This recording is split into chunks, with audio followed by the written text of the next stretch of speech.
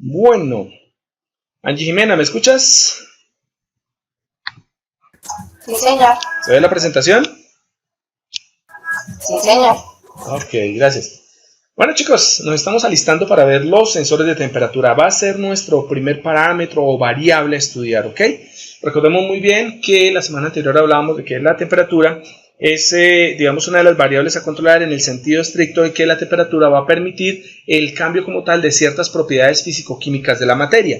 Propiedades que nos llevan directamente a, con una materia prima, ¿cierto?, que se tenga, poder obtener una serie de productos bajo ciertas condiciones, ¿no? Las condiciones como tal pues tienen que ver directamente con el tipo de material y obviamente los productos o el producto que se quiera obtener, ¿no? Por eso mismo es que el control de temperatura es tan importante, porque resulta que no podemos obtener la misma transformación, ¿cierto?, a cualquier temperatura. Tiene que ser temperaturas específicas que se han estudiado durante años, que ya se conocen directamente de todos los procesos que se han seguido, y por ende pues digamos que ya las máquinas, herramientas que se están proponiendo desde el punto de vista de los sistemas de control, de automatización, de repotencialización de máquinas, tienen a la temperatura como un elemento que debe ser monitorizado y debe utilizarse pues una adecuada instrumentación, ¿no? Eso es lo que recordamos de la parte de la introducción. Habíamos llegado a este punto donde decíamos, bueno, lo primero es que no se les olvide que dependiendo del sistema de unidades que se esté manejando y bueno, la aplicación, se están trabajando directamente, por ejemplo, en ciencias básicas o en ciencias naturales, lo decimos, ¿cierto?, en el caso de la física y la química, o bien sea que estén trabajando de pronto en el sistema inglés, nosotros vamos a tener diferentes tipos de unidades: el Kelvin, que es la temperatura absoluta, que se maneja muchísimo en ciencias naturales; el Celsius, que es el que manejamos nosotros en el sistema internacional de unidades, ¿cierto?, o métrico decimal; el Fahrenheit, que es el que se utiliza en el sistema inglés; y el Rankine, que es el que se utiliza normalmente en química, ¿no? Entonces, bien, teniendo en cuenta eso, no se les olvide, nunca se les olvide estos factores de conversión. ¿Por qué? Porque seguramente van a ser necesarios en caso de las máquinas. ¿Qué hace un buen ingeniero electrónico ahora? Que diseña, por ejemplo, interfaces adecuadas de sistemas térmicos. Pues uno perfectamente podría decir, oiga, pues no, pues simplemente lo que yo voy a hacer es mostrar mi temperatura aquí en una pantallita 2×16, ¿cierto? La voy a mostrar en Celsius porque todo el mundo habla en Celsius, ¿no? Pues resulta que no. Teniendo en cuenta que tenemos la potencialidad de los microcontroladores y que ya tenemos esa ventaja de poder, con base en pequeños algoritmos, en pequeños programitas, mostrar muchísima cantidad de datos, pues yo les recomiendo algo. En el momento en que yo tenga un sistema y yo quiera mostrar la temperatura, pues yo puedo perfectamente, utilizando estas ecuaciones que ustedes tienen aquí presentes, las tres que ustedes observan ahí, ¿cierto?, para la obtención de temperatura en Celsius, directamente desde Kelvin, Fahrenheit y Rankine, pues yo perfectamente podría dejar un pequeño menú, un pequeño botoncito, de tal manera que le diga a la persona, hey, venga, este sistema de instrumentación, este sistema de control de temperatura, le muestra a usted la temperatura en las siguientes escalas. Pulse 1 para verla en Celsius, pulse 2 para verla en Fahrenheit, pulse 3 para verla en Rankine, Imagínense lo que sería un instrumento diseñado por ustedes mismos en donde la interfaz gráfica les brinde esta opción, ¿ok? Y son cosas simples, porque observen ustedes, son 3 líneas de código en donde ustedes lo que tienen que hacer es simplemente obtener la temperatura del sensor, ¿cierto? Obviamente, si el sensor nos entrega la temperatura en Celsius o en Fahrenheit, pues hacemos las conversiones adecuadas y después simplemente le digo, hey, si pulsa el botón 1, entonces tome la primera ecuación y haga C igual a K, la temperatura en Kelvin, ¿cierto?, menos 273.15, y guárdelo en la memoria.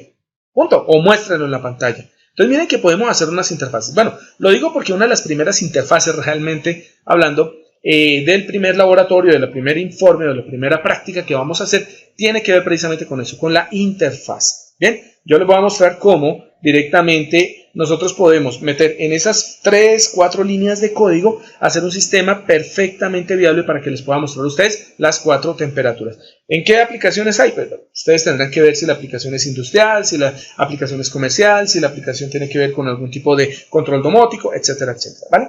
Entonces, bien, basados en eso, volvemos al tema de los bimetales. Los bimetales, como su nombre lo indica, simplemente son 2 laminillas, 2 pequeñas barritas, bueno, más que barritas son láminas, ¿cierto?, de metales que tienen diferente coeficiente de expansión a la temperatura o coeficiente térmico, coeficiente de expansión térmica, ¿vale? Sabemos nosotros que la temperatura tiende a dilatar como tal a los metales y es por ello que vamos a utilizar los metales en este tipo de dispositivo. Entonces ponemos un material X y un material Y, los unimos firmemente, ¿cierto? De tal forma que cuando nosotros tengamos este material que ya tiene unas características robustas, o sea, no se parte tan fácilmente, ¿cierto? No se despega tan fácilmente, ¿vale? Nosotros podemos hacer lo siguiente, y es que con el aumento o la disminución de la temperatura vamos a lograr, ¿cierto?, que uno de los dos materiales tienda a expandirse o a contraerse más que el otro, y eso obliga a que el material se curve. Y lo hemos visto en la clase anterior, ya hemos dicho, hey, ¿qué tal si tomamos ese material que tiene la capacidad de curvarse, lo metemos directamente en una especie de sistema helicoidal, es decir, lo doblamos en forma de un resortico, ¿cierto?, y ponemos como tal nuestra aguja indicadora en el centro de ese resorte, que es el caso que ustedes están viendo en la figura inferior derecha, ¿no? Y entonces, ¿qué teníamos? Teníamos un sistema totalmente analógico de medición de temperatura con un rango y con una precisión bastante buenas, ¿ok? Por lo tanto, decíamos, oye, bien, pero esta cosa es muy análoga, esta cosa pues simplemente se agranda o se cierra este dispositivo en forma de resorte espiral, ¿cierto? Pero, ¿cómo lo convierto en electrónico? Les dice a ustedes, quiten la aguja que está en el centro y pongan un potenciómetro. Y se acabó el asunto. Toman el potenciómetro y ustedes simplemente hacen una relación de movimiento como tal de esa espiral que corresponde, digamos, a la temperatura que está detectando, ¿cierto?, el bimetal versus resistencia. Y hacen simplemente una curva de aproximación. Curva que tranquilos la vamos a aprender a hacer aquí en este curso. Entonces podemos llegar a hacer sistemas sensóricos de temperatura utilizando, imagínense, un simple potenciómetro normalito. Bueno, utilizan su Arduino, utilizan todos los elementos que ustedes requieren para hacer esa transformación. Pero realmente es extremadamente sencillo, ¿vale? Ahora sí, hablemos de la expansión térmica. Como les comentaba, en el caso de los metales, nosotros tenemos esa propiedad de que el metal tiende a extenderse o a expandirse y a contraerse, ¿cierto?, con deltas de temperatura. No se les olvide que el delta de temperatura, ¿cierto?, que se escribe con un triangulito, corresponde directamente a una variación entre dos estados térmicos. Cuando yo digo, por ejemplo, que quiero calcular un delta de temperatura, un delta de T, estoy diciendo que necesito el valor mayor y un valor menor, es decir, el valor 1 y el valor 2, ¿cierto?, de los cuales al hacer la diferencia obtengo el delta, ¿ok? Por ejemplo, para el primer caso, de las primeras ecuaciones que estamos viendo, esta ecuación que ustedes observan ahí corresponde directamente a una aproximación lineal que se logra directamente con un bimetal. ¿Qué es L2? L2 corresponde a la longitud final, mientras que L1 corresponde a una longitud inicial de un metal, de una laminita. Entonces, teniendo en cuenta eso, nosotros vamos a tener una variación en la longitud de dicha laminita, específicamente cuando se presenta un diferencial térmico, que ustedes pueden observar dentro del paréntesis como T2 menos T1. Recordemos, 2 es final, 1 es inicial. En algunos libros los toman de esa forma. Entonces miremos que la aproximación lineal de qué tanto se expande un metal y por qué se dice que es lineal. Porque vamos a asumir que realmente entre esas dos temperaturas, T2 y T1, nosotros vamos a obtener, ¿cierto?, una elongación, vamos a tener una expansión L2, pero depende del metal, depende de ciertas condiciones, ¿cierto?, para que ese metal o esa laminilla tienda a extenderse esa longitud. ¿Qué significa?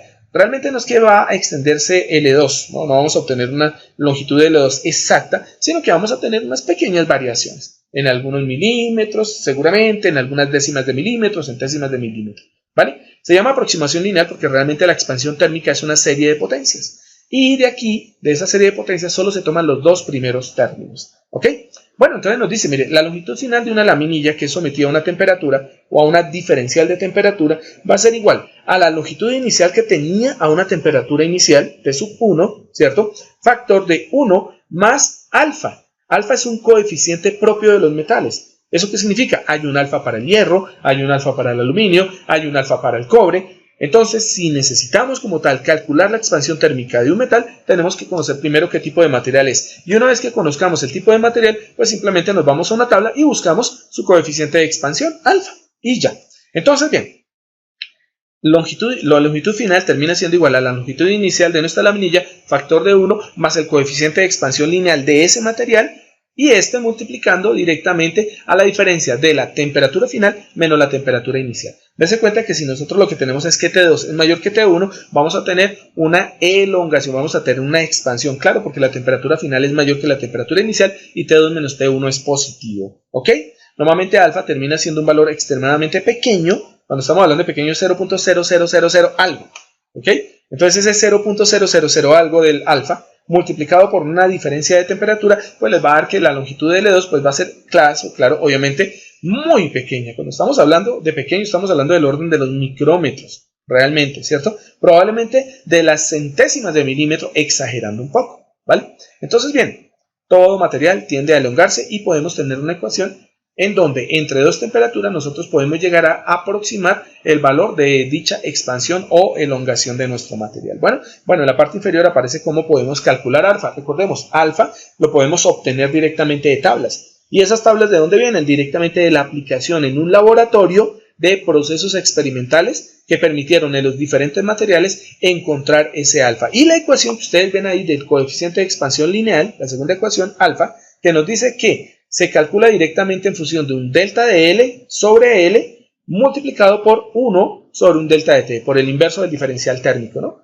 Entonces, esa ecuación es la que se utiliza en laboratorio para poder determinar aproximadamente el valor de alfa de los materiales, ¿no? ¿Qué es delta de L? Pues como todo delta, termina siendo ¿quién? La longitud 2 menos la longitud 1 sobre una longitud media L, ¿cierto? Multiplicado por el inverso del diferencial térmico, ¿cierto? O del delta térmico, pues que obviamente teniendo en cuenta la ecuación anterior sería T2 menos T1, ¿no? Entonces, entre comillas, parece ser que es fácil, pero bueno, hay un problema. ¿Cómo yo encuentro el delta de L? Porque es tan microscópico, es tan extremadamente pequeño, pues que obviamente va a ser muy difícil encontrarlo, ¿no? Obvio, tenemos que utilizar microdeformímetros o algún tipo de elemento de pronto que utilice rayos X, que utilice de pronto rayo láser para poder determinar esas microdeformaciones. Ahora bien, miren que ese alfa, ustedes ven como rara la ecuación, pero es que si ustedes se devuelven y miran arriba, se dan cuenta que ese alfa se puede obtener solamente despejando la ecuación que ustedes tienen en la parte superior. Despejen la ecuación y se van a dar cuenta que llegan directamente a esa ecuación de alfa. Es simplemente despejar alfa, ¿ok? Bueno, ojo a esto porque uno pensaría que las laminillas solamente se deforman en una sola dimensión y resulta que no. Los metales tienden a deformarse en las tres dimensiones, ¿ok?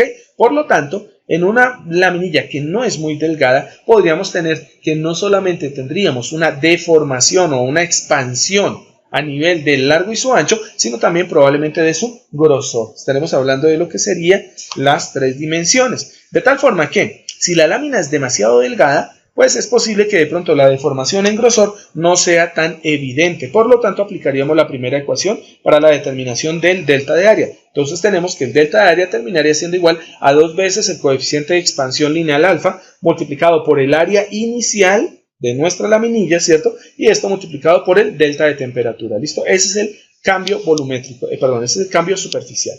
El delta V corresponde directamente a la deformación en los tres ejes, es decir, largo, ancho de la laminilla y grosor de la laminilla. ¿Y cómo se calcularía ese delta de volumen? Sería igual, aproximadamente igual, ¿cierto? A 3 veces el coeficiente de expansión lineal multiplicado por el volumen inicial y esto multiplicado por el delta de temperatura aplicado. Obviamente, este tipo de sistemas solo se puede medir en laboratorio, pero lo importante es determinar que sí existe esa deformación, ya sea superficial para láminas extremadamente delgadas, ¿cierto? O volumétrica para láminas un poco más gruesas, que tienen grosor. Y la última ecuación que nos muestran es precisamente el cálculo del radio de curvatura de la gráfica que ustedes observan en la parte superior derecha, en donde tenemos dos laminillas XY que tienen un grosor J, ¿cierto? Y la idea básica es que nosotros calentamos el sistema, se termina generando ese doblamiento que ustedes pueden observar en la parte inferior a una aplicación T2, a una aplicación de una temperatura final, y van a obtener con respecto a un centro geométrico una curvatura, y eso nos da un radio. ¿Cómo se calcula el radio de curvatura de un bimetal? Pues es aproximadamente igual a 2 veces el grosor de nuestro bimetal sobre 3 veces alfa de X, recordemos coeficiente de expansión lineal en X, coeficiente de expansión lineal del material X menos el coeficiente de expansión lineal del material Y. Y todo esto multiplicado por el delta de temperatura que corresponde a T2 menos T1. Es una aproximación. Bueno, ¿y nosotros para qué calculamos un radio? Fácil, porque si nosotros vamos a utilizar este dispositivo como un sensor, la idea básica de doblar el bimetal en uno o en otro sentido puede llegar a ser muy útil. ¿En qué sentido? Bueno, ¿qué tal si colocamos en el extremo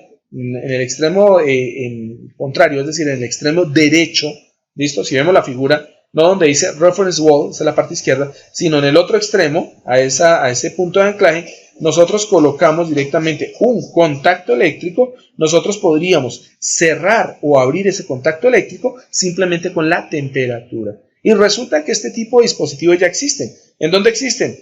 Como les comentaba en la clase anterior, en sus planchas, en las planchas de planchar la ropa, ¿cierto? En las planchas de planchar el cabello, en los secadores de pelo, ¿cierto? En muchos dispositivos en donde al alcanzar cierta temperatura, el bimetal se dobla, despega o suelta dos contactos eléctricos, se abre el circuito y entonces esto es como si tuviésemos un interruptor controlado por temperatura. ¿Listo? Por lo tanto, calcular el radio de red podría llegar a ser bastante útil. Sin embargo, la pregunta del millón es, ¿nosotros nos vamos a poner a hacer eso? No, eso ya lo venden y entonces uno simplemente sabe que ese radio de curvatura experimental se podría hacer si nosotros quisiéramos hacer experimentalmente el proceso de observar cuál es la dilatación de un mismo metal. Pero pues para nuestro caso no nos vamos a meter en ese lío, ¿ok? Bueno, existe para diferentes materiales, como les comentaba, un alfa específico, ¿no? Entonces aparecen para, por ejemplo, aluminio, níquel, cobalto, al NiCO 1, ¿cierto? Que es, aparte de eso, es un imán permanente, ¿cierto? Por ejemplo, un alfa de 12.6, ¿no? Para la alumina, que es un tipo de óxido, es óxido de aluminio, ¿cierto? Policristalino, de tipo policristalino, pues tenemos un alfa de 8.0. Observen esos alfas están interesantísimos porque no son alfas como les había dicho ahorita de 0.0000 algo. ¿Bien? Bueno, pero es que aquí están hablando del material y no de láminas, ¿cierto? Pequeñitas. Están hablando del material, del metal solo, ¿cierto? Más no conformando un bimetal. ¿Ok? Entonces estos son los alfa independientes, es decir, los alfa X o Y dependiendo de las combinaciones que ustedes quieran hacer. ¿Ok? Bueno, entonces aparece el del aluminio, más abajo aparece el cobre, por ahí aparece el hierro, ¿cierto? Lead, ese en el caso del 29.0 corresponde a plomo, ¿cierto? Está níquel, está el plexiglas, ojo, no diría plexiglas, sí, plexiglas es un tipo de policarbonato, ¿cierto? Técnicamente sí se dobla en función a la temperatura. Lo que pasa es que obviamente no vamos a aplicarle mucha temperatura porque el plexiglas se daña al igual que el policarbonato ABS, ¿no? Bien, mire, aparece el silicio también con un 2.6 en su alfa, ¿vale? Miren que aparece el teflón más abajo con un 99, bastante alto, por cierto, casi igual al del polietileno, y terminamos con el zinc. Entonces, para cada uno de los materiales con los cuales yo formaría, ¿cierto? Un bimetal, obviamente, utilizando otro, yo podría con esos alfa jugar un poco, ¿vale? Pero bueno, todo se encuentra directamente en tablas, ¿vale?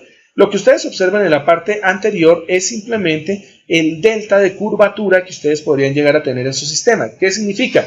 La proporción que ustedes necesitan que se curve su bimetal para que este, por ejemplo, accione o desaccione, ¿cierto? O desconecte como tal algún circuito.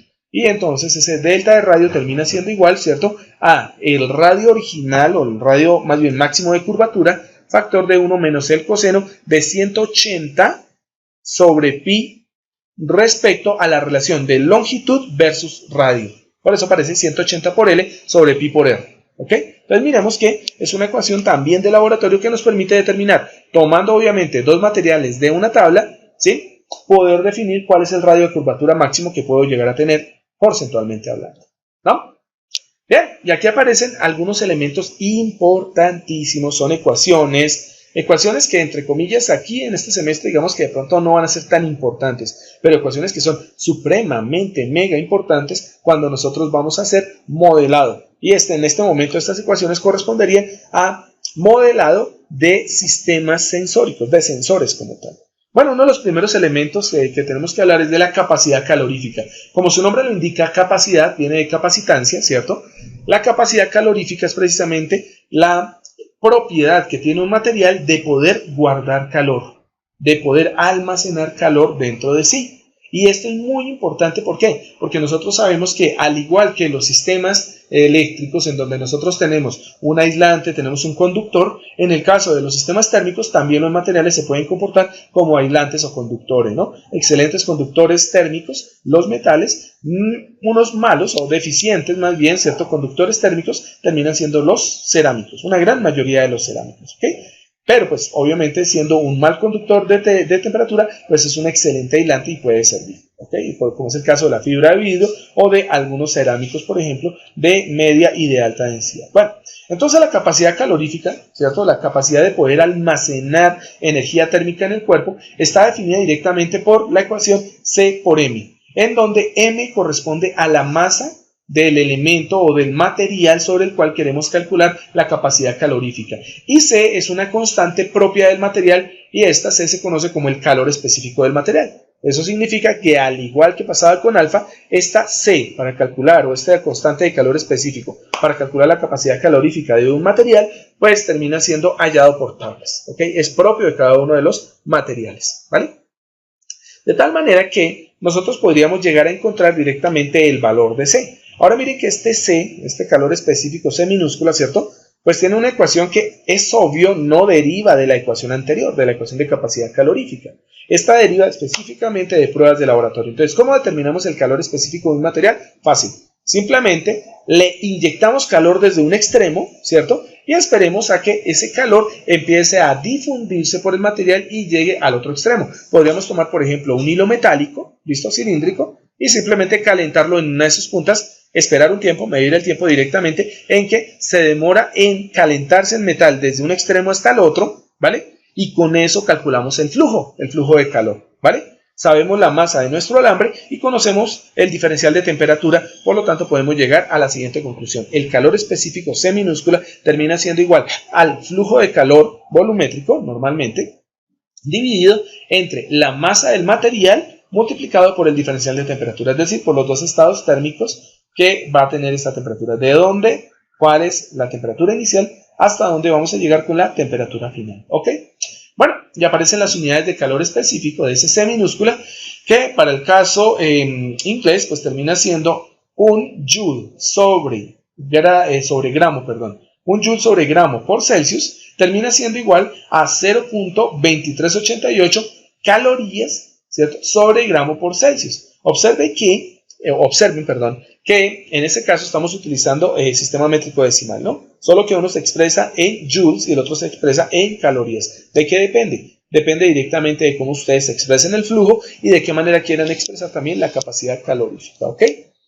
Aparece el primer fenómeno importante que se conoce como la conducción térmica. Recordemos que la forma de poder transferir el calor en la materia es mediante tres mecanismos. 1, la conducción térmica. 2, la convección térmica. Y 3, la radiación térmica. Para el caso de la conducción térmica, tenemos nosotros directamente que podemos encontrar, ¿cierto?, esta conducción térmica H, ¿cierto?, o la capacidad, más que la capacidad, la propiedad de conducir, ¿cierto?, térmicamente un calor, un flujo de calor, lo obtenemos directamente sobre los materiales sólidos. La conducción térmica normalmente se da sobre materiales sólidos. ¿Ok? Que quede claro.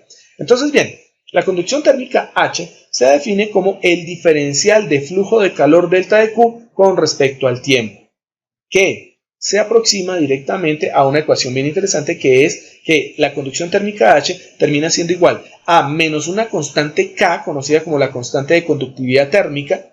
Observen que esa constante de conductividad, al hablar de conductividad, estamos hablando del inverso de la resistividad.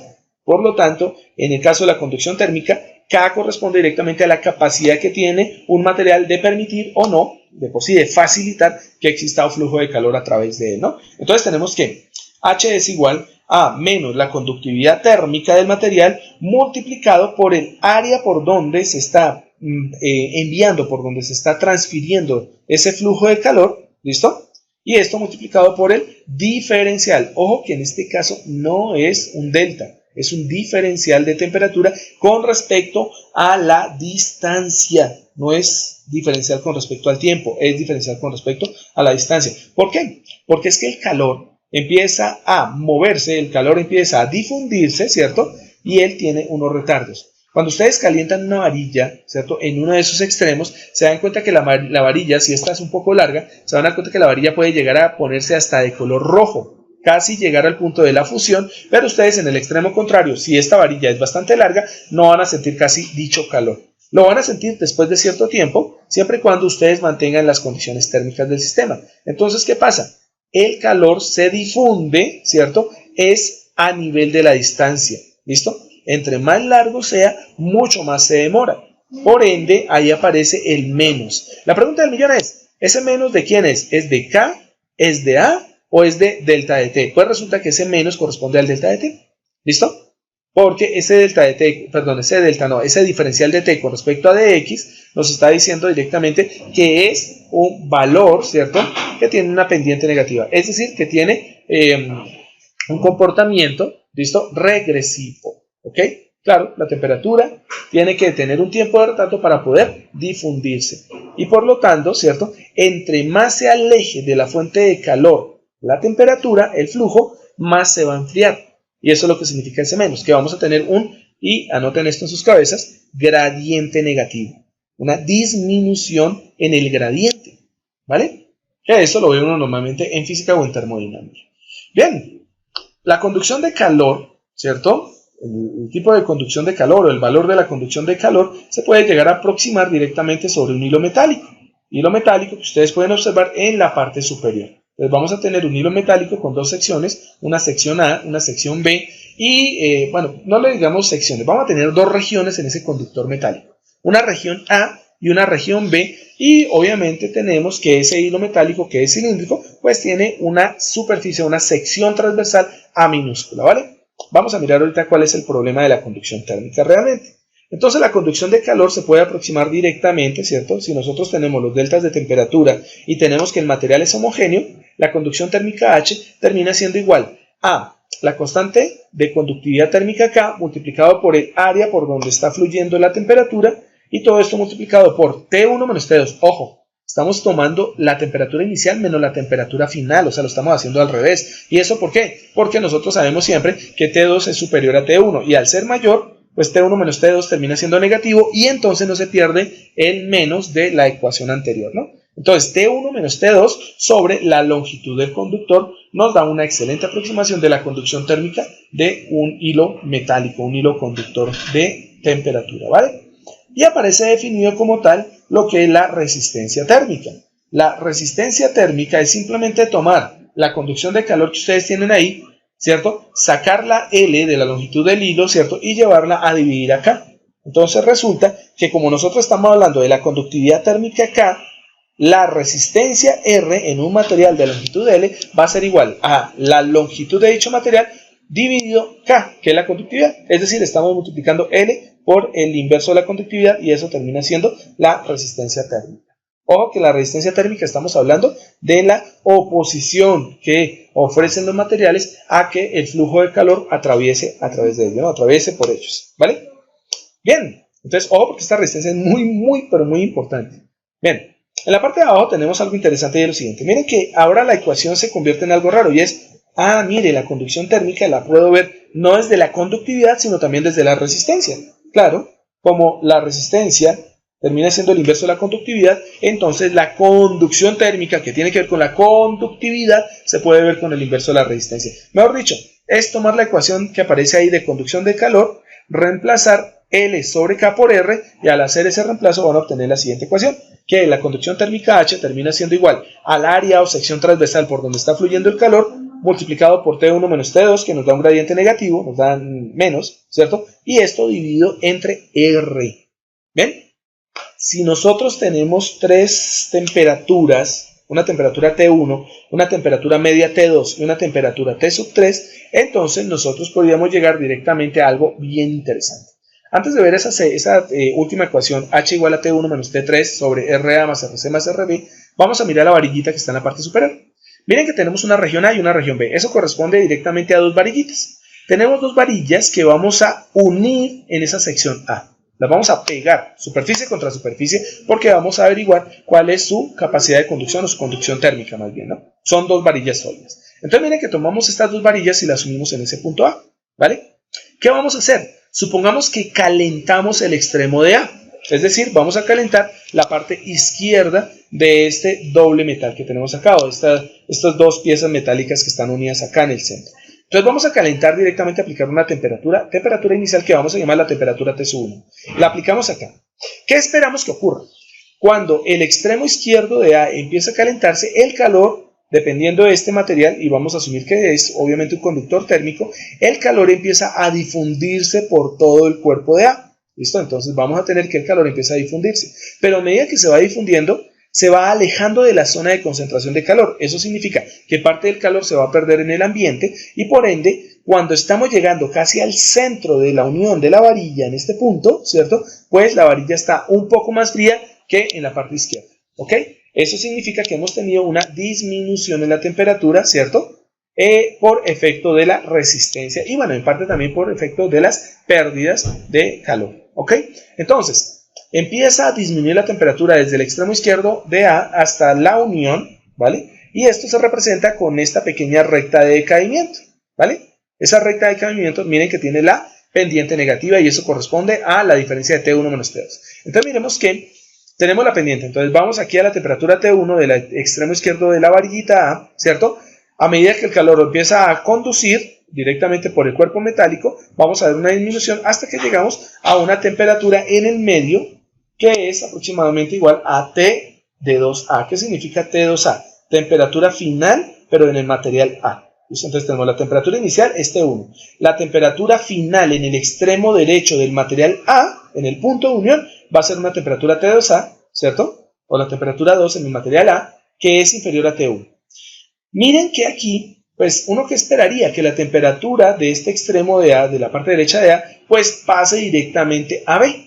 Y resulta que si ustedes notan, se dan cuenta de lo primero, y es que la temperatura en B, exactamente en la unión, uno esperaría que fuera la temperatura final de A, y resulta que no. Hay un problema ahí, y el problema es precisamente la unión. Y nos vamos a la parte de abajo de la gráfica. ¿A qué se debe que exista esta ruptura de temperatura, que exista esta pérdida, esta caída de temperatura entre T2A y T2B? Corresponde directamente a que por más que ustedes pulan las superficies, por más que ustedes quieran dejar esa superficie lo más brillante posible, lo más plana posible, a nivel microscópico, las superficies no son perfectamente lisas. Por lo tanto, el punto donde se unen la varillita A con la varillita B, ¿cierto? No es perfecto. Van a haber, ¿cierto? Algunas deformidades, van a haber unos elementos que, microscópicamente hablando, ¿cierto? Evitan que la superficie A se una con la superficie de B. Y eso es lo que ustedes observan aquí, en la parte inferior. Entonces aquí hicimos simplemente una ampliación de lo que es la unión AB, ¿cierto? De los materiales A y B, y observamos que existen estas microfisuras, existen estas micro deformaciones o estos pequeños, podemos decirlo que son... sí, deformaciones, llamémoslo deformaciones, ¿sí? Son deformaciones en la superficie que hacen que no exista el contacto perfecto entre la superficie A y superficie de B. Observen que entre A y B existen puntos de unión, que son estos piquitos, que lo que generan directamente es que existan zonas vacías. Esas zonas vacías que tienen aire, ¿listo? Tienen aire, tienen gas, y por lo tanto, cuando la temperatura viene desde el material A y llega a la superficie de contacto con B, parte de la temperatura se va a disgregar o se va aquí a difundir entre las microestructuras, los microagujeros que tenemos acá en la unión. Y ahí vamos a tener una pérdida térmica, exactamente en el punto de unión. Eso es como se visualiza acá en la parte superior, donde vemos que la temperatura de 2A cae directamente a T2B porque parte de la temperatura se ha perdido en estos espacios que existen entre las fisuras, ¿no? Las fisuras entre A y B. Entonces, bien, en B, pues empieza a haber una temperatura 2B, ¿cierto? O la temperatura final, temperatura inicial en B, que sería T2, ¿listo? Y esta va decayendo hasta que llegamos al extremo derecho del material B, en donde ya tenemos una temperatura que vamos a hablar de esa temperatura como una temperatura T3. ¿Qué es lo que pasa acá? Observen cuántas temperaturas hay. T1, que es el inicial, la temperatura inicial en el extremo izquierdo de A, T2, que corresponde a la caída de temperatura en la unión entre A y B, y T3, que corresponde a la temperatura en la parte derecha. Es decir, tenemos una temperatura en A, tenemos una temperatura en B y tenemos una temperatura en la unión. ¿Listo? Esta temperatura en la unión, que también se conoce como la temperatura de contacto, ¿cierto? Es una pérdida y se asume como una resistencia. Entonces, el material A tiene una resistencia térmica, el material B tiene una resistencia térmica y el punto de unión o punto de contacto también tiene una resistencia, ¿vale? Tenemos 3 resistencias. Y según la ley de Ohm, nosotros sabemos que 1 más 2 más 3 resistencias, todas ellas conectadas en serie con respecto al flujo de calor, pues simplemente la resistencia total termina sumándose. Y esto nos da la idea directamente de la ecuación que habíamos dejado por aquí separada. La conducción térmica entre dos metales que se unen en un punto de contacto que no es perfecto va a ser igual a la diferencia de temperatura inicial T1 y la temperatura final T3 en el extremo contrario del material B sobre la suma de las resistencias térmicas de la resistencia del material A, la resistencia del material B, más la resistencia de contacto R sub C, ¿vale?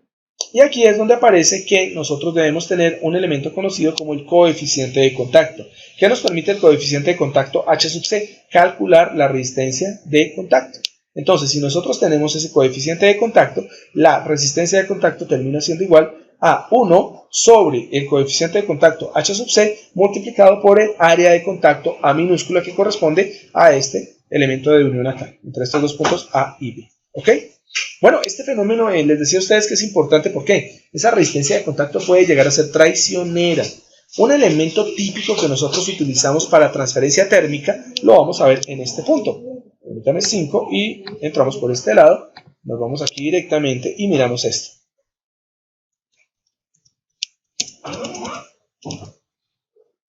¿Listo?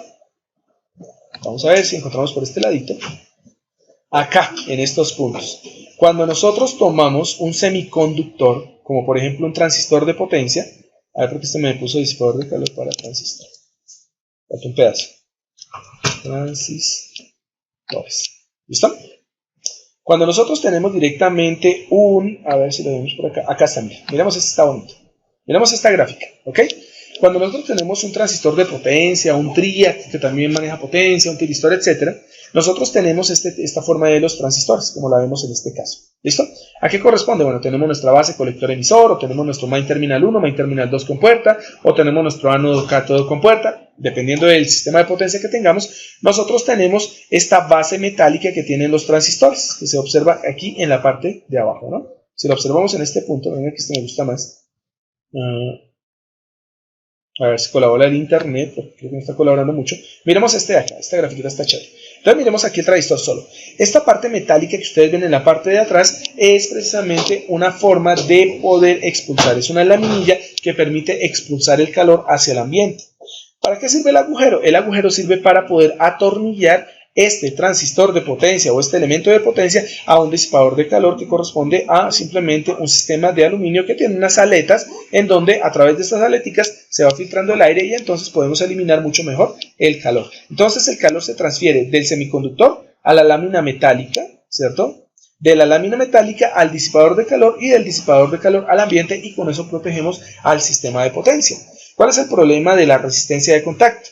Que nunca ustedes van a tener una superficie excelentemente plana, ¿cierto? Totalmente plana, ni en el transistor ni en el disipador de calor. Por lo tanto, cuando ustedes tomen esto, por más que le pongan un tornillo y aprieten hasta que eso prácticamente casi se rompa, no va a haber transferencia térmica perfecta. ¿Y eso qué significa?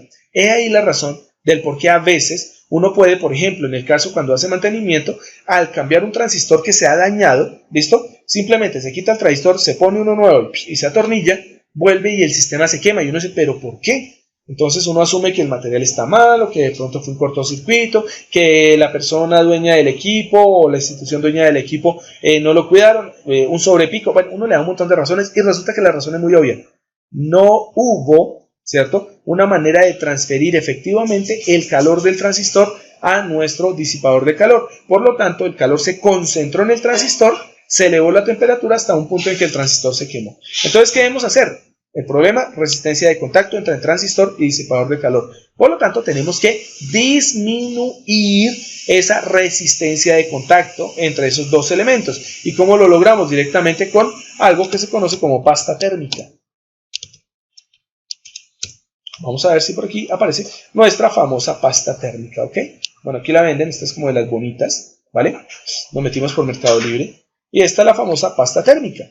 ¿Qué es lo que hace la pasta térmica? La pasta térmica simplemente es un tipo de material, es un fluido, pero tiende a ser muy viscoso, ¿cierto? Es una crema, ¿bien? En donde nosotros la aplicamos y él tiene la capacidad de conducir térmicamente hablando, ¿cierto? De una manera que cuando nosotros le aplicamos este elemento, esta pasta, se la aplicamos entre el disipador de calor y el transistor de potencia, vamos a tener un mecanismo para disminuir casi a cero la resistencia de contacto.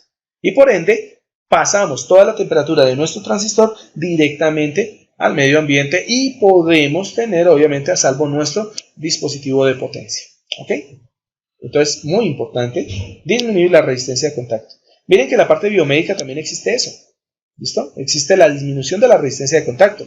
Uno pensaría que cuando, por ejemplo, desfibrilan a una persona, cuando le aplican ese corrientazo para reactivarle el corazón, no es sino simplemente sacar esa maquinita llamada desfibriladora, ¿cierto?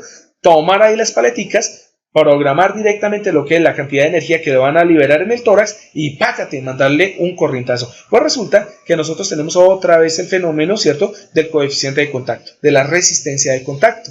Y entonces, ¿dónde se da? Entre la piel y la lámina metálica del desfibrilador. No hay un contacto perfecto. ¿Qué es lo que ocurre? Cuando liberemos la carga directamente que se almacena dentro del desfibrilador hacia la piel, el problema de tener esos espacios en vacío entre la piel y la paleta del desfibrilador va a generar quemaduras y la persona va a terminar con quemaduras bastante graves. Es por eso que ustedes observan que antes de poder desfibrilar a una persona, normalmente sacan las paletas, ¿cierto? Los paddles de nuestro desfibrilador y le piden que echen gel.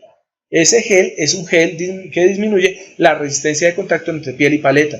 Toman, entonces le echan gel, después cogen las paletas, las friccionan una contra la otra, ¿cierto? Y después sí envían la descarga. De esa manera evitan la quemadura por resistencia de contacto y así se conoce a nivel de biomédica, ¿ok? Pues miren que es muy importante conocer este tipo de términos, ¿ok?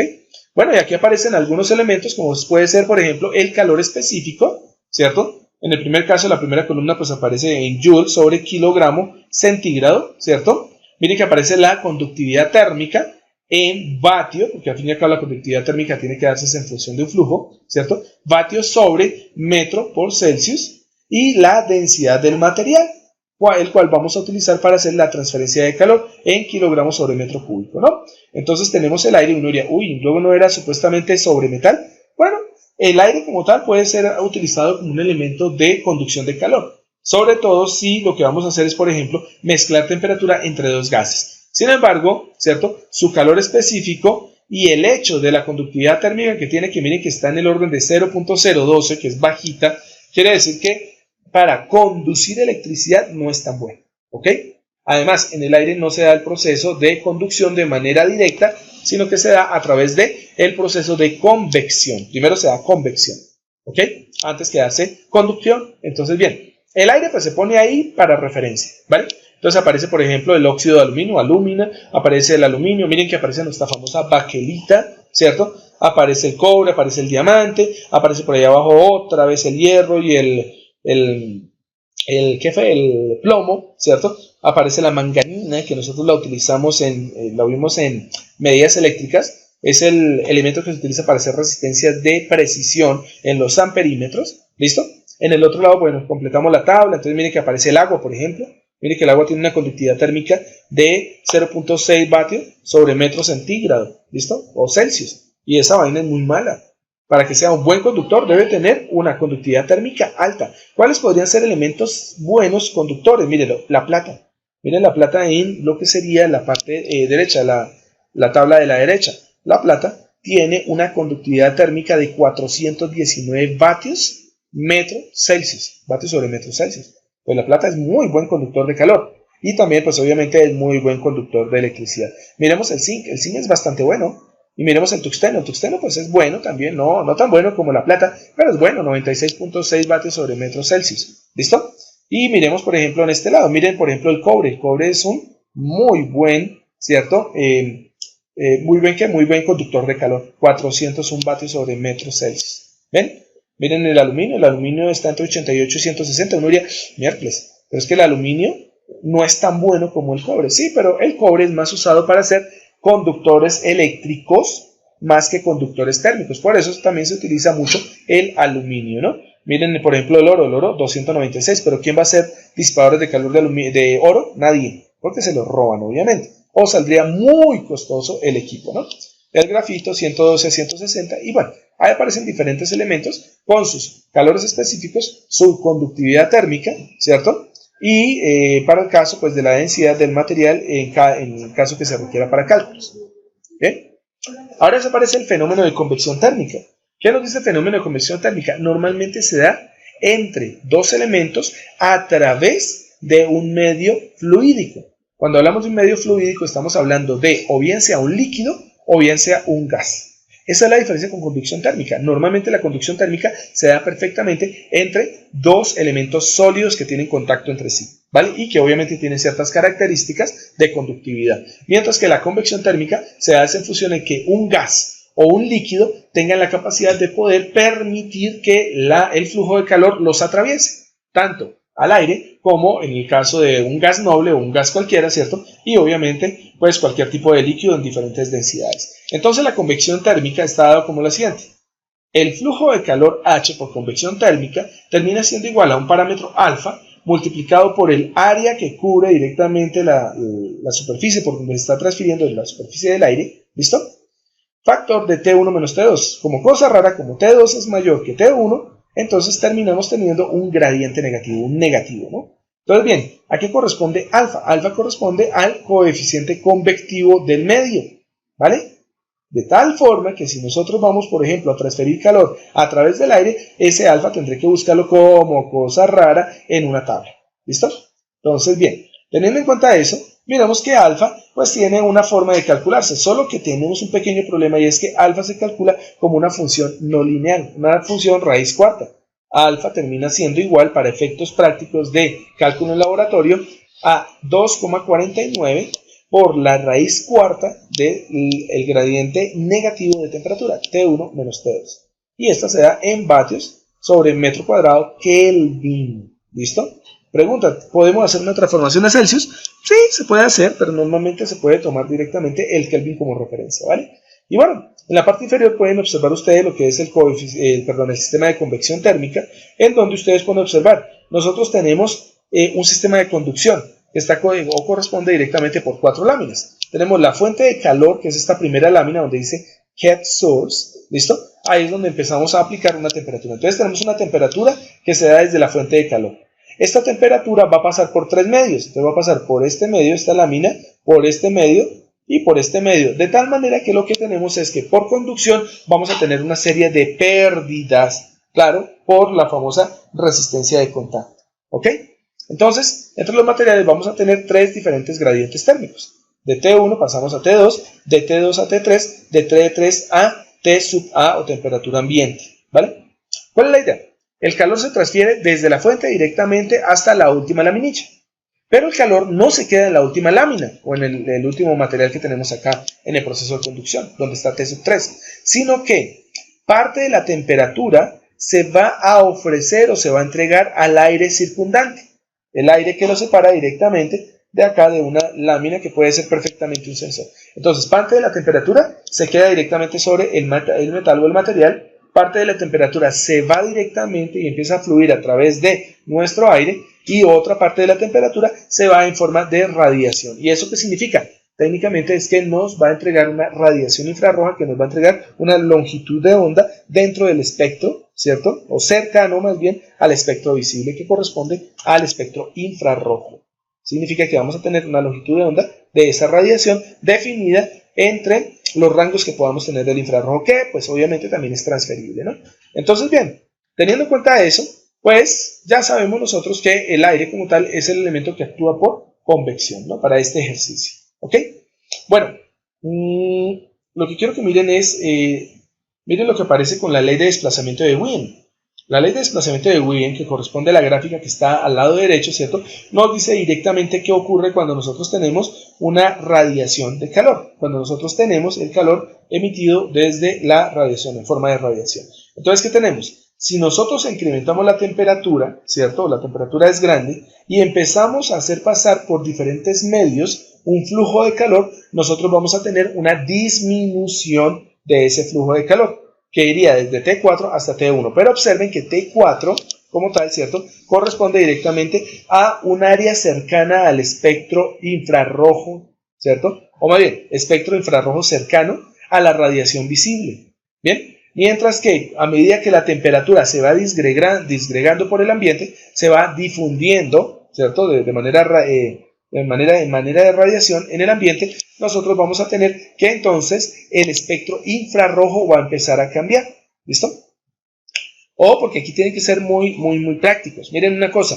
No vayan a tomar la gráfica de izquierda a derecha, ¿no? La gráfica se toma desde derecha hasta la izquierda. Recordemos que T1 es la temperatura inicial y T4 termina siendo la temperatura final. Entonces, si uno quiere ver que realmente la temperatura se incrementa, es decir, que nosotros vamos a tener un cambio en la radiación, pues ustedes tienen que ver el espectro de esta manera.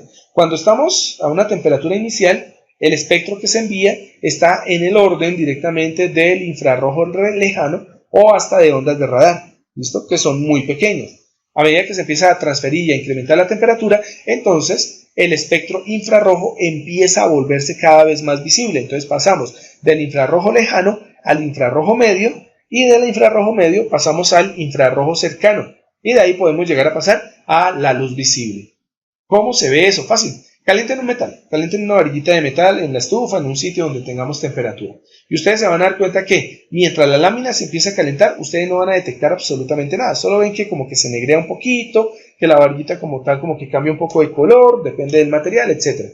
Si ustedes pusiesen una pistola térmica, podrían ver que la varilla sí se ha calentado y entonces empieza a mostrar una forma de espectro, una forma de una gráfica espectral en donde les define a ustedes la temperatura, ¿vale?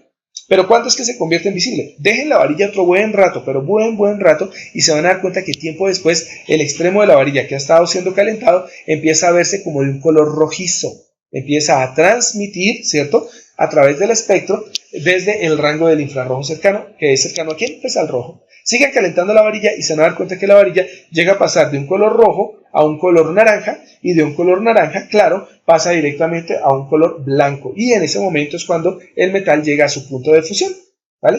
Pues miren que calentando un metal, a medida que ustedes calientan el metal, ¿cierto? El espectro va cambiando del infrarrojo lejano a el visible, ¿listo? Pero normalmente en el rango del rojo y el blanco, ¿vale? Bien. Ese proceso de radiación térmica puede darse en función a las ecuaciones complejas que nosotros tenemos de nuestras ondas, ¿no? De nuestras ondas electromagnéticas. Entonces, para ello recordamos que la longitud de onda de un espectro o de una función de espectro lambda termina siendo igual a C, que es una constante, sobre V. No se les olvide eso, ¿no? Ahora bien, ¿qué significa eso? La longitud de onda tiene que ver directamente a la velocidad de la luz c sobre la frecuencia. Miren que aquí hay un problema con el libro, porque ustedes podrían haber dicho, esa v es velocidad, esa v es frecuencia. Bien, los libros de instrumentación, normalmente los de instrumentación avanzada, no utilizan la f para describir la frecuencia térmica o la frecuencia del espectro, sino utilizan la uv. ¿Ok?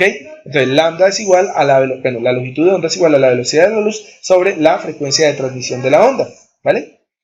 Aparece algo que es la densidad de flujo del sistema radioactivo. ¿Cómo se da directamente? Se da por una energía epsilon, que aparece ahí, la energía que tiene la onda de longitud lambda multiplicado por un coeficiente 1, un coeficiente que depende directamente del tipo de material y del tipo de radiación. Y esto dividido entre pi por la longitud de onda elevada a la quinta potencia y esto multiplicado por el exponente de un segundo coeficiente calculado sobre lambda por t, que correspondería a la temperatura que se está midiendo, menos 1. Una ecuación totalmente no lineal. ¿Por qué es importante medir la densidad de flujo? Porque es que los sensores de radiación térmica utilizan precisamente el concepto de dicha densidad de flujo para poder medir la temperatura. Mejor dicho, las pistolitas que usaban para determinar la temperatura de nuestro cuerpo antes de ingresar, cuando estábamos en pandemia, bueno, todavía seguimos en pandemia, antes de ingresar a un local, ¿cierto? Utilizan el principio de ¿qué? De poder capturar la densidad de flujo en la longitud de onda determinada, ¿vale? Y aquí aparecen dos elementos. Un elemento que es bien importante y que necesito que me investiguen. Lo voy a preguntar el próximo jueves a las 8 de la mañana, muy 8 y 10, 8 y cuarto. Estaré preguntándole a ustedes qué es el efecto de cavidad. ¿Listo? El efecto de cavidad es muy importante porque se da sobre el cuerpo negro. Los cuerpos negros tienen que ver con aquellos elementos o aquellos sistemas que tienen la capacidad de absorber las radiaciones de onda y entre ellas la longitud del espectro infrarrojo correspondiente a la temperatura. Por eso una persona como la que se ve ahí, ¿cierto? En una fotografía normal, con longitudes de onda normales de la luz normal visible, ¿cierto? Se termina viendo como una persona como una especie de radiografía, en donde los puntos más calientes se van a ver de color más claro, ¿cierto? Y los puntos menos calientes, ¿sí?, más fríos, entre comillas, terminan viéndose como elementos oscuros. Este efecto cavidad es muy importante, el efecto del cuerpo negro, de la absorción de cuerpo negro, es muy importante, por ejemplo, para la determinación de la temperatura o bien sea, en este caso que sería la combinación de blancos y escala de grises, ¿cierto? O bien sea en el caso del centro, donde aparece una cámara FLIR. Las cámaras FLIR tienen ahorita con el software que ya se les puede implementar, ¿listo? Y que ya se pueden tener pantallas a color, etcétera. Con ella nosotros podemos, utilizando el efecto de cavidad, discriminar diferentes rangos de temperatura en función a una gama de colores, en donde el negro o azul oscuro, muy oscuro, corresponde directamente ¿a quién? Corresponde directamente a zonas frías, ¿cierto? Y a medida que la temperatura va aumentando, nosotros vamos a cambiar del espectro azul, pasamos al espectro verde, del espectro verde pasamos al espectro amarillo, del amarillo pasamos al espectro rojo, y del rojo pasamos al espectro blanco. Digamos que eso es como una gama cromática ahí, ¿ok? Entonces, basados en eso, nosotros podemos llegar, y la cámara FLIR tiene la capacidad de poder determinar la temperatura en diferentes rangos, lo que no se podría hacer en el caso de la izquierda del señor de gafitas, ¿ok? Una cámara FLIR se puede observar, en este caso una Fluke, ¿bien? Que se utiliza para la medición industrial. Mire, por ejemplo, que ahí se alcanza a notar un poco que lo que están haciendo es midiendo la temperatura en unos postes, ¿no? Postes de electricidad, en donde dicen, hey, perfectamente podríamos estar midiendo la posibilidad de que se genere un cortocircuito. ¿Por qué? Porque en un cortocircuito las chispas de descarga normalmente son temperatura, alta temperatura, y una cámara FLIR puede determinar, ¿cierto?, el riesgo de un cortocircuito, ¿vale? El modelo general de un sensor térmico es el que ustedes observan en la parte inferior. Entonces tenemos un objeto de medida. En el caso A, tenemos directamente lo que sería un sensor térmico por contacto directo, es decir, normalmente por conducción. Entonces tenemos el objeto de medida, o el objeto donde queremos medir la temperatura, que tiene una temperatura T sub B. ¿Listo? Colocamos el sensor y lo pegamos directamente sobre el objeto que queremos medir. Estamos haciendo medición por conducción.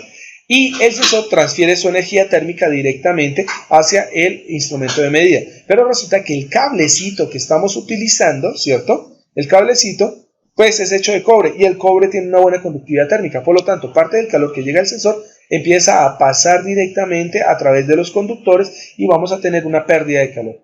Entonces, el calor que detectamos, ¿cierto?, al final de nuestro sensor cableado, va a ser muy diferente a la temperatura que nosotros determinamos sobre la superficie del objeto, y eso deben tenerlo en cuenta.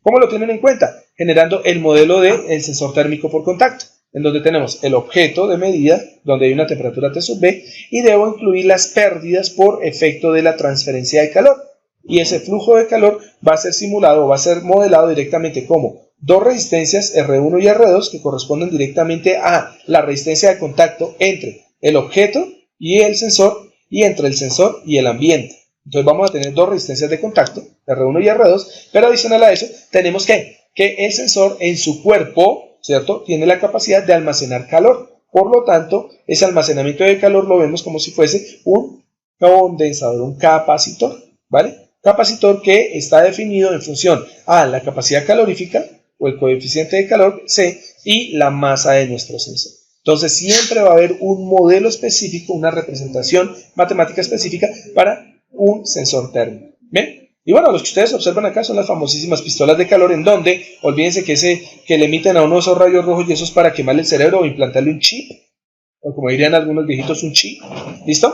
En donde nos van a robar la información y nos van a controlar, y todas esas bobadas que han dicho. No, saben ustedes que esos rojos que utilizan sobre todo para la parte industrial son láser para poder determinar la distancia, y con la distancia determinar esas pérdidas de calor que obviamente va a compensar nuestro instrumento para tratar de ajustar como tal la temperatura, ¿no? El láser es muy importante para ubicar directamente la distancia y hacer ese promedio de temperatura. O sea, la distancia nos va a dar la función de desvanecimiento de la temperatura, de pérdida de temperatura, y eso se ajusta por software dentro de nuestra pistola térmica, ¿ok? Y bueno, chicos, por eso les decía además que íbamos a terminar en una hora, porque estábamos viendo el fenómeno térmico, ¿vale? Les queda una tareita para el próximo jueves, y es esta, ¿no? Que me digan cómo funciona el efecto de cavidad, porque gracias a eso es que funcionan los sensores infrarrojos, los sensores de temperatura infrarroja, que pues también los vamos a tratar de ver. Vamos a ver si podemos conseguir uno baratico, pero pues si no, entonces al menos los vemos en forma de teoría, ¿ok? ¿Vale? No sé si tengan algún tipo de pregunta, sugerencia, cuestionamiento, inquietud. Esta es la bibliografía básica y ya.